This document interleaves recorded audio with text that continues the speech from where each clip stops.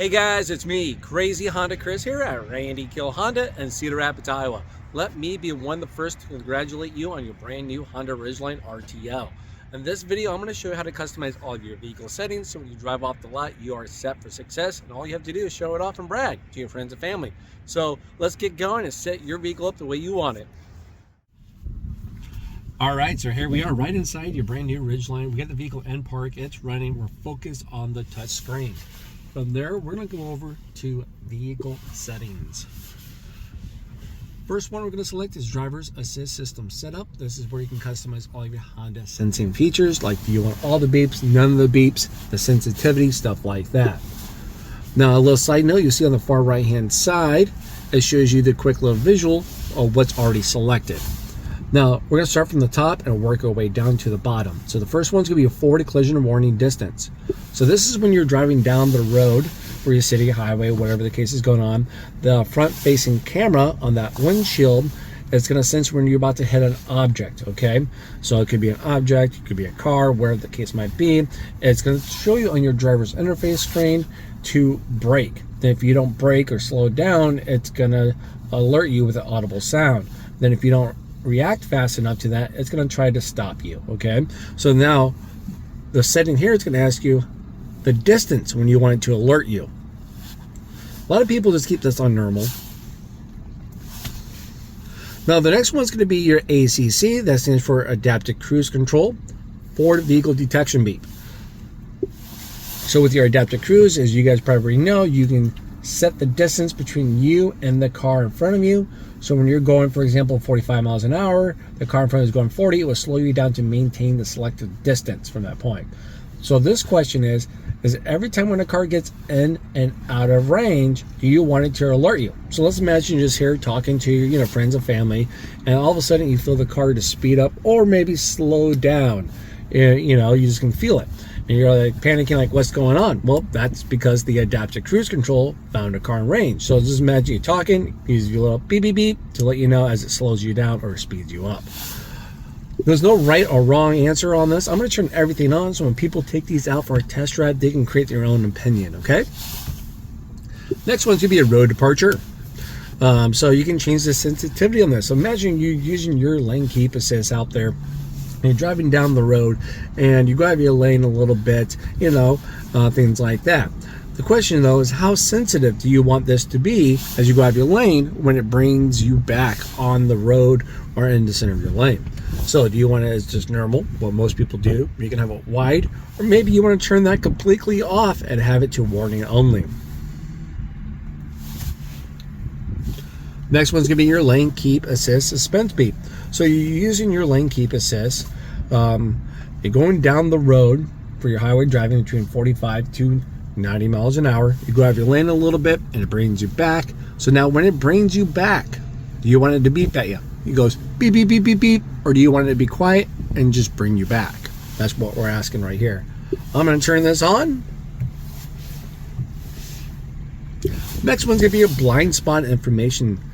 So you probably notice these little squares over here next to your side mirrors. So when you're driving down the road for your highway, you have to at least be going at least 20 miles an hour. It won't work in parking lot speeds, okay? So there's like 15 to 20 miles an hour for them to actually work. The car gets in your blind spot. It lights up a nice bright orange. It doesn't beep at you then. The only time it beeps at you is when you have your turning indicator on while someone's in your blind spot while going the proper speed. And then when someone's there, is going off, as it beeps, it also flashes the light to get your attention, like, hey, don't turn yet because someone's in your blind spot. I have a video showing you that in action if you haven't seen it yet, if you want to. A lot of people just keep it always on. It's kind of nice to have an extra set of eyes out there on the road. So now that's everything under driver's assist system setup. We're going to back out to the next menu. It's going to be meter setup. Now with meter setup, the first one's going to be adjusted outside temperature display. You probably notice in the bottom center of your driver's interface screen, next to your mileage odometer, you have an outside temperature. You can fine tune this within a 5-degree swing either way, but I'm going to keep it at the default. Next one's going to be a trip A and trip B. As you probably noticed on your driver's interface, you have multiple tabs. that's going to be on there. You got a little wheel that you can scroll up and down on the left hand side, and you push in that wheel to select. So when you go to fuel and range, that's where you can actually manually reset your trip A and trip B from that point. But maybe you want it to automatically reset when you refuel or turn it off, and this is where you go to do that. The next one's going to be adjusted alarm volume. So this is like your warning, buzzers, turning indicators. That shows right there. How loud or quiet would you like this stuff to be?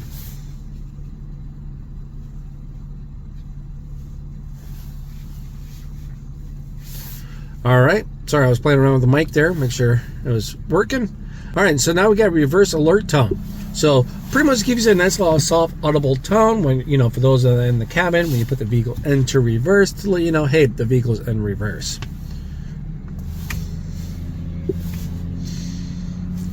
Next one's gonna be a fuel efficiency backlight. This is more of a visual coach. So right there around your digital speedometer, you probably notice, or you will notice as you're driving down the road, there's gonna be a green bar that will come and go, right? So that's going to be your fuel efficiency backlight. It's a visual coach. So when you're being fuel efficient, that green bar will pop right up to let you know. Like, good job, golden sticker. And as we're sitting here idle right now, it would not pop up because we're not being fuel efficient. So that's it. Most people just keep it on. You got your turn by turn there for your navigation, you know, like your Apple CarPlay, Android Auto. Next one's going to be speed and distance. Pretty easy one. We'll keep this at miles. Tachometer. So you probably notice on the left-hand side of your driver's interface screen, there's going to be numbers around from 0 to 8 of those menus right there, right? No matter what menu you have selected right now, that's your tachometer. So if you turn this off, those numbers will go away, kind of cleans up the clutter. So you want a little sporty kind of feel to see that tachometer, or do you want it just gone and don't care? I'm going to keep it on so people can decide. So you get your rear seat reminder. All right, so I just got in the car, maybe before I even turned on the car.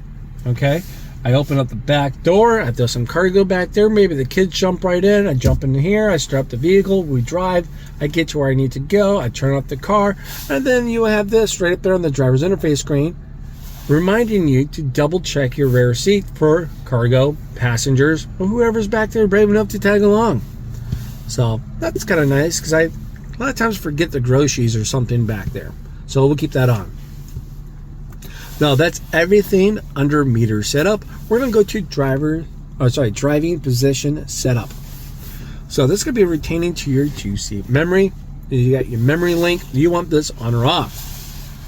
So you have 2 key fobs. You can see that can focus.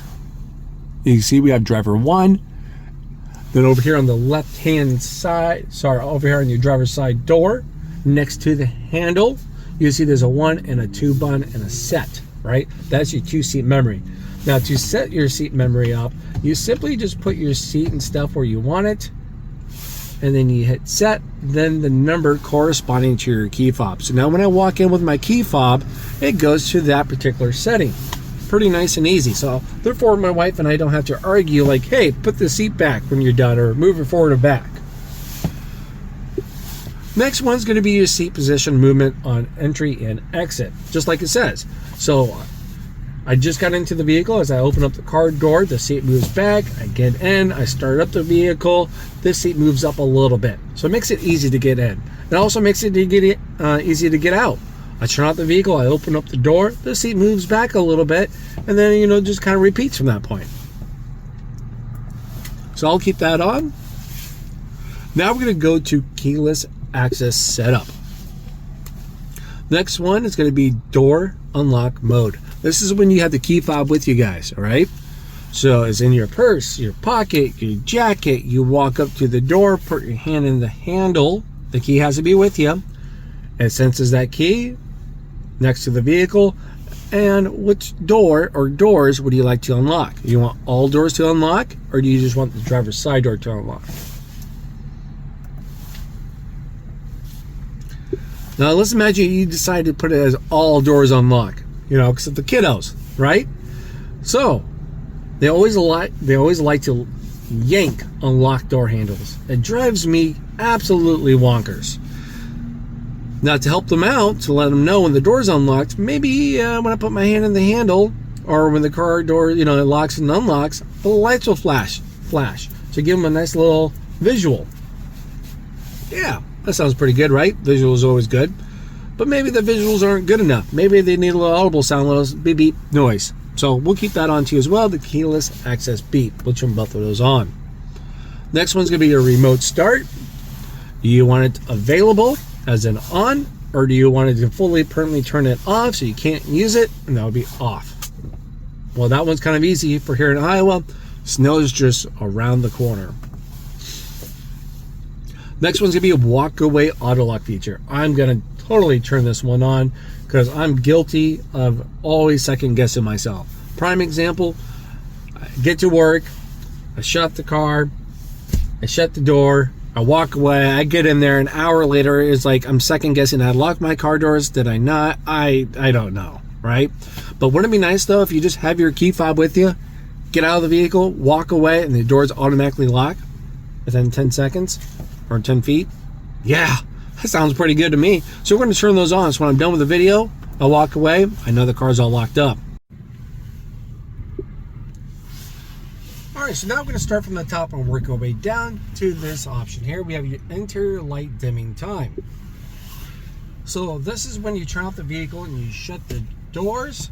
Within X amount of time, all of your interior lights will turn off. So yeah, 30 seconds seemed more than acceptable to me. So we'll hit the back button to back out from there. Now we're going to go down to the next option, is your headlight auto off timer. So same thing, once again, you turn off the car, you shut your door, in an X amount of time, your headlights will turn off.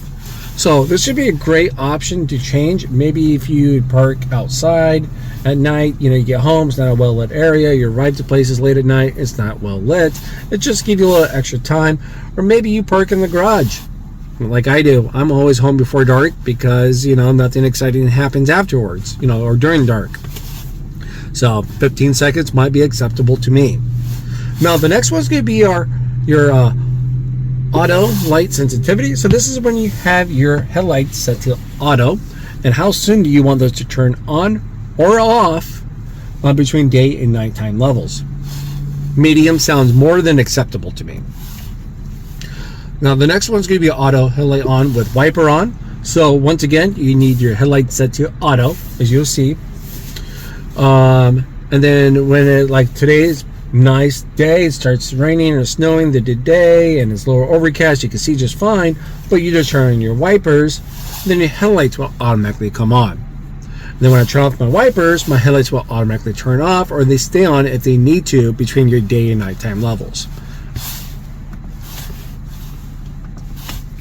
But it's everything under lighting setup. Now we're going to go to door and window setup. We have your auto door lock. You just got in the vehicle, you're about to zoom right off, right? Now when you zoom right off, when do you want your doors to lock? With speed, within about 10 to 15 miles an hour, boom, doors automatically lock. Or maybe when I shift from park, like to drive or reverse, boom, doors lock. Or just have it off and just when I hit the button. Auto door unlock. How soon would you, or when would you like your doors to unlock? So you got some options. You can have this off just when you hit the unlock button, or maybe when you turn off the vehicle, boom, doors unlock. When you shift to park, you got it, boom, doors unlock. Or my favorite is all doors when the driver opens up the door. I like this one quite a bit. We use this for my family because of multiple reasons. One example would be like maybe the wife took out the Ridgeline, right? She got the kiddos with her, or she can be alone. They're going to a new place because the kid's out doing some events, or they're traveling. Whatever the case can be, use your imagination, right? So she get into park, door stays locked. Kids can't get out. They can't be overexcited. She can look around and mind her surroundings before she gets out. She's going to be comfortable, knows no one's going to hit the kids, stuff like that. Now, let's say if we're together, my wife is over there on the passenger side, she can open up the passenger side door. She doesn't have to wait on me. So pretty much only one's going to be losing out, trying to run out the door and they can't. It's going to be the kids in the back. those back doors only unlock when either of these two doors up front will open up. Okay, there we go. I spent a lot of time on that one. Now we got your key and remote. So this is when you have your key fob with you and you hit unlock once. You want driver's side door to unlock or all doors. Keep in mind, now if you hit double tap unlock twice, 1, 2, all doors automatically unlock. So I'm going to keep it at the default. Now when I lock up the car or unlock the car, I probably want the lights, to kind of flash to give me a little visual confirmation, right? And then also, you probably want them to beep at you, I'm assuming. Now, we're going to have your relock security timer. So let's imagine I hit unlock on the key fob. I'm like, hey, Lucy, my middle child, get on out there and grab stuff out of the car. So she's over there running with a my pleasure attitude, but she has to get there within X amount of time to open up the car door. If she don't within that X amount of time, boom, the doors automatically relock. So a lot of times people just think 30 seconds not enough, so we'll put on 60 so they can get distracted by a squirrel. Next one's gonna be tailgate power locking. So you get a cover for the bed of your truck, soft hard cover where the case is. You got stuff in there and you want to lock your tailgate, right? So people can't get in there. Well, with this, if you just hit enable, you lock up your car, doors, and the tailgate at the same time. So it'd be kind of cool little feature.